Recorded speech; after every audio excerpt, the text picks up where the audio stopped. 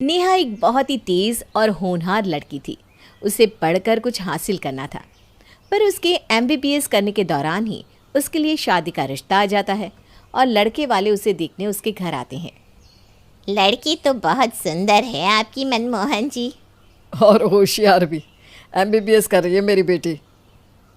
MBBS? ये कोई parlour का कोर्स है क्या भाई साहब?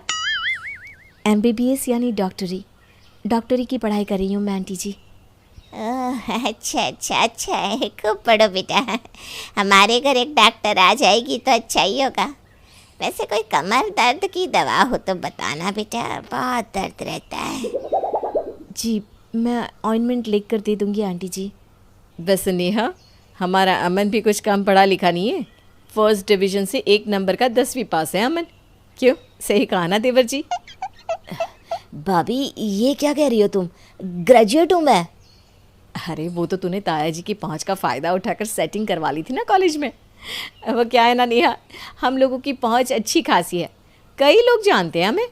उसी पहुंच का फ़ायदा उठाकर हमारे घर पर सब ने नकली डिग्रियां ले रखी हैं। एक डिग्री तुझे भी दिलवा देंगे। सही कहा ना माँ जी? नहीं तो क्या बहू। लड़के वालों के परिवार से मिलकर मनमोहन बहुत खुश होता है और अपनी बेटी से कहता है, मुझे तो ये लोग बहुत अच्छे लगे बेटा, सीधे हैं, तुझे दबा कर नहीं रखेंगे, तू खुश रहेगी वहाँ। मेरी डिग्री कंप्लीट हो पाएगी क्या पापा? ससुराल वाले इतने कम पढ़े लिखे हैं, मैं कैसे पढ़ पाऊँगी? अरे मैंने बात कर ली है, वो लोग तो चाहते ही है कि तू पढ़े। ऊपर से एक जिठानी भी है, सब काम तो वही कर लेगी, तुझ पर ज़्यादा प्रेशर भी नहीं पड़ेगा। उम्र रहते शादी करना अच्छा रहता है बेटा। और कौन तुझे पढ़ने से रोक रहा है? एक बार शादी करके घर बसा ले, फिर जितनी मर्जी पढ़।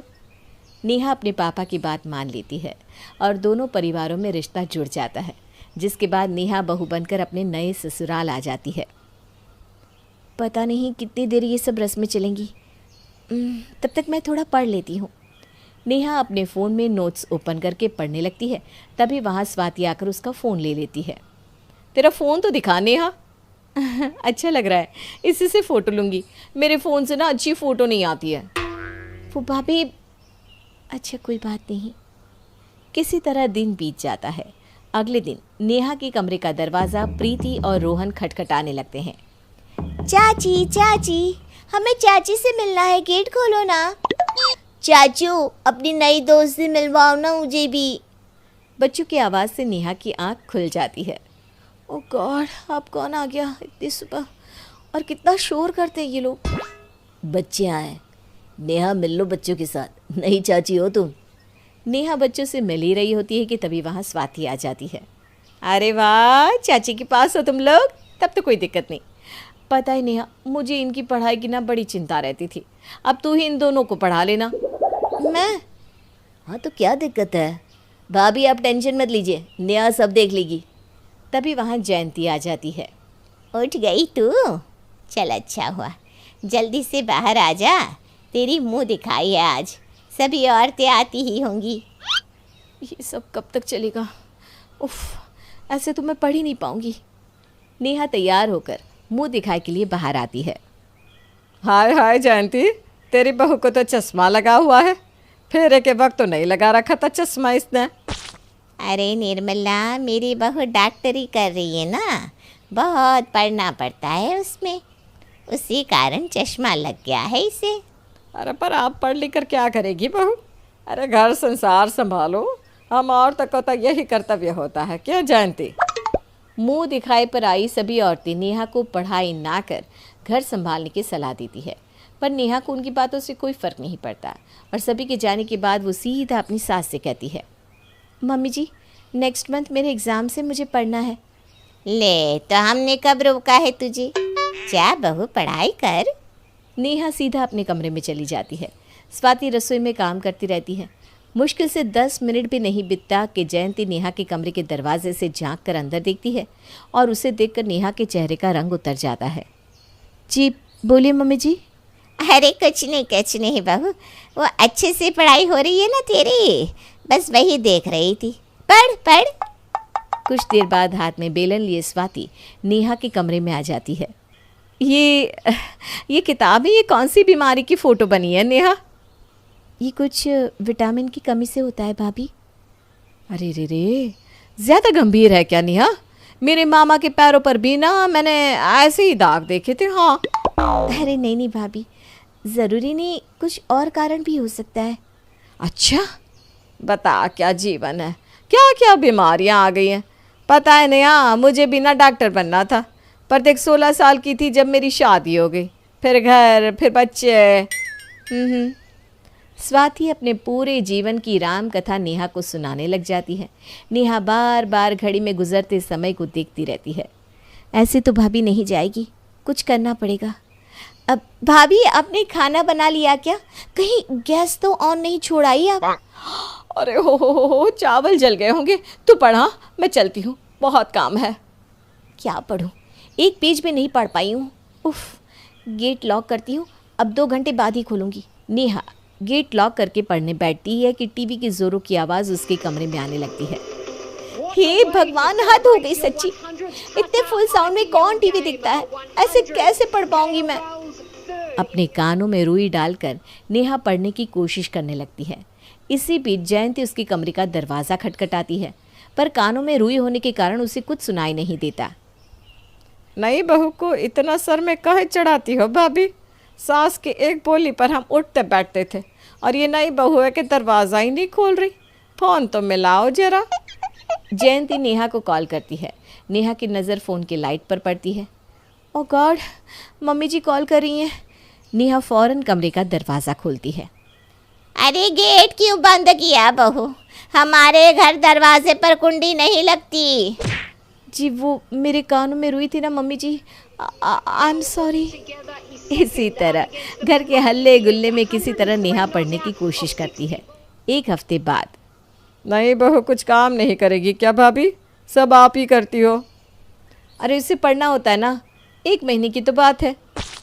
मेरी भी ना एक ननद थी, काम ना करना पड़े तो बच्चे का बहाना लेकर कमरे में ही बैठी रहती थी। और फिर एक दिन क्या? अरे आपके साथ ऐसा ना हो बस भाभी। कुछ काम नहीं दुल्हन पर भी डालिए, कौन सा डॉक्टर बनकर आपको पैसे ला कर देगी। स्वाति सीधा गुस्से में नेहा के पास जाती है। प्रीति और रोहन को कब पढ़ाना शुरू करोगी तुम? वो भाभी, अच्छा तो रसोई में एक टाइम खाना बना लो। दिन भर पढ़कर बोर हो जाती होगी ना तुम, थोड़ा मन भी बदलेगा। 24 घंटे रूम में कैसे मन लगेगा, है ना? क्या खाना? मैं दोनों बच्चों को पढ़ा दूंगी भाभी, भेजिए उन्हें, कोई दिक्कत की बात नहीं है, भेज दीजिए।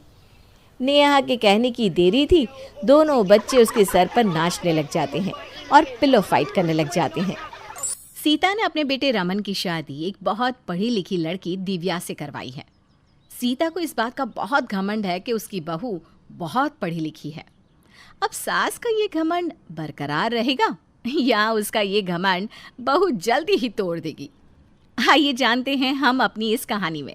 एक दिन सीता ने अपने बहू बेटे से कहा, रमन, मैं तुम दोनों की शादी की पार्टी देना चाहती हूँ। क्यों माँ, हमने शादी में तो कर दिया इतना खर्चा, अब क्या ज़रूरत है पार्टी देने की? ज़रूरत है बेटा, मैं सबको दिखाना चाहती हूँ कि मेरी बहू कितनी पढ़ी लिखी और समझदार है। मैं रिश्तेदारों और पड़ोसियों को अपनी बहू से मिलवाऊंगी। ठीक है माँ, आप दिखाओ सबको जिसको जो दिखाना है, मैं चलता हूँ। सीता पार्टी की तैयारी शुरू कर देती है और सारे रिश्तेदार, पड़ोसियों और दोस्तों को इस पार्टी में इनवाइट करती है। और इसी बीच वो अपनी भाभी को फ़ोन करती है। भाभी जी, कल शाम को पार्टी रखी है मैंने, अपने परिवार के सभी लोगों के साथ आना है और अपनी बहू को तो ज़रूर लेकर आना। सीता, तुमने अपनी बेटी की शादी इतनी धूमधाम से तो करी है, फिर क्यों पार्टी दे रही हो? अरे शादी के दौरान मेरी बहू किसी से कहाँ मिल पाई थी, अब मैं चाहती हूँ कि सबसे अच्छी तरह से मिल ले। वैसे भाभी, आपकी बहू कितना पढ़ी लिखी है? शायद मैट्रिक पास है ना?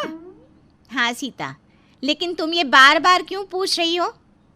वो इसलिए क्योंकि आपकी बहू सिर्फ मैट्रिक पास थी और आपने तो सारे खानदान में ढिंढोरा पीट रखा था, लेकिन मेरी बहू BA MA किए हुए है। लेकिन देखो, हम तो किसी से नहीं कहते। आपको तो इसलिए बता रही हूँ क्योंकि आप हमेशा चिल्ला चिल्ला कर सबको सुनाती रहती हो ना। तो सीता, तुमने मुझे ताने देने के लिए फ़ोन किया है क्या? अरे ना ना भाभी, मैं भला आपको ताने क्यों दूंगी, मैं तो बस बता रही हूँ। लेकिन भाभी आप आना ज़रूर। चलिए फ़ोन रखती हूँ, अभी और लोगों को भी तो फ़ोन करना है। इस तरह सीता सारा दिन किसी को फ़ोन करती है तो किसी के घर जाकर उन्हें कल के फंक्शन के लिए इनवाइट करती है और शाम को अपनी बहू से कहती है, दिव्या बहू, तुमने कल की पार्टी की सारी तैयारी कर ली है ना? कहाँ माँ जी, कुछ समझ में ही नहीं आ रहा कैसे कपड़े पहनूं, कैसी ज्वेलरी पहनूं। आप ही कुछ बताइए ना मुझे क्या करना चाहिए। अरे जो तूने शादी में पहने थे और उसके बाद भी तो कितनी सारी ड्रेस बनाई थी, उनमें से कुछ पहन ले। कम ऑन माँ जी, मैंने वो सारी ड्रेस एक एक बार पहन ली है। हाँ, तेरे लिए फंक्शन रखा है इसलिए तेरा लुक सबसे अलग और सबसे अच्छा होना चाहिए। एक काम करते हैं, अभी मार्केट चलते हैं और कोई अच्छी सी ड्रेस लेकर आते हैं। मैचिंग ज्वेलरी और सैंडल भी ले लेंगे। हाँ हाँ बहू, जो जी में आए ले लेना बस। सीता और दिव्या ने मार्केट जाकर जमकर शॉपिंग की और अगले दिन पार्टी में लोगों का आना शुरू हो गया और दिव्या सारे मेहमानों के सामने अपनी पढ़ी लिखी बहू की बहुत तारीफ करती रही। धीरे धीरे सीता के सारे रिश्तेदारों, पड़ोसियों और दोस्तों को पता चल गया कि उसकी बहू बहुत ज़्यादा पढ़ी लिखी है। इसी तरह पार्टी ख़त्म हो गई। तो माँ, कैसी रही पार्टी? अब तो खुश हो ना आप? पार्टी तो अच्छी रही, हाँ बहुत खुश हूँ। आखिर सबको पता चल ही गया कि मैं बहू नहीं बल्कि चांद का टुकड़ा ढूंढ कर लाई हूँ। लेकिन घर पूरा खराब हो गया, काफ़ी टाइम लगेगा ठीक करने में। माँ जी, मैं तो बहुत थक गई हूँ, सोने जा रही हूँ मैं। हाँ माँ, मुझे भी ऑफिस जल्दी जाना है, ये काम कल कर लेंगे। ठीक है बेटा, सुबह कर लेंगे काम, अभी तो मैं भी थक गई हूँ। तीनों सोने चले जाते हैं। अगले दिन रमन जल्दी उठकर ऑफिस चला जाता है और दिव्या सुबह 11 बजे तक सोती रहती है। ये बहू अभी तक उठी क्यों नहीं?